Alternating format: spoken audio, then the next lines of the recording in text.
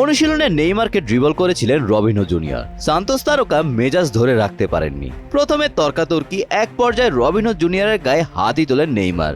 এ নিয়ে জুনিয়রের ক্লাব ছাড়ার হুমকি ও নেইমারের বিশ্বকাপ খেলা অনিশ্চিত হয়ে যায়। সব মিলিয়ে পরিস্থিতি বেশ ঘোলাটে মনে হচ্ছিল, তবে ব্যাপারটা মিটমাট হচ্ছে দ্রুতই। তখন মনে হয়েছিল নেইমার হয়তো শাস্তি পেতে যাচ্ছেন, যেটা ব্রাজিলের হয়ে তার বিশ্বকাপ খেলার আশায় জল ঢেলে দিতে পারে। কিন্তু গতকাল রাতে কোপা সুদামেরিকানায় সান্তোসের ম্যাচের পর বিরোধের এই বরফ শেষ পর্যন্ত গলেছে।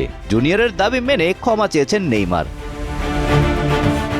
মহাদেশীয় টুর্নামেন্টের ম্যাচটিতে প্যারাগুয়ের ক্লাব দেপোর্তিভো রেকোলোতার সঙ্গে 1-1 গোলে ড্র করেন সান্তোস। দলটির হয়ে গোলটি করেন নেইমার, আর সেই গোলের পর নেইমার রবিনহো জুনিয়রকে জড়িয়ে ধরে উল্লাসে মাতেন, যা দেখে স্বস্তি ফেরে নেইমার ও সান্তোস সমর্থকদের মধ্যে। দুই পক্ষের মিটমাট যে হয়ে গেছে তা ম্যাচের আগেই জানিয়েছিলেন ব্রাজিলের গণমাধ্যম ইউএল। মারধরের পর রবিনহো জুনিয়রকে ফোন করে দুঃখ প্রকাশ করেন নেইমার। রবিনহো জুনিয়রের মা ভিভিয়ানের সঙ্গেও দেখা করেন নেইমারের প্রতিনিধি দল। গতকাল রাতে প্যারাগুয়েতে ড্রয়ের পর মিক্সড জোনে সাংবাদিকদের মাধ্যমে সেটাই করেন নেইমার। তিনি বলেন, ফুটবলে এমন হয়, ব্যাপারটা আমাদের মধ্যেই সীমাবদ্ধ থাকার কথা ছিল। অনুশীলনে ভুল বোঝাবুঝি থেকে আমি কিছুটা উত্তেজিত হয়ে পড়েছিলাম, তবে ঘটনার পরে আমি ক্ষমা চেয়েছি।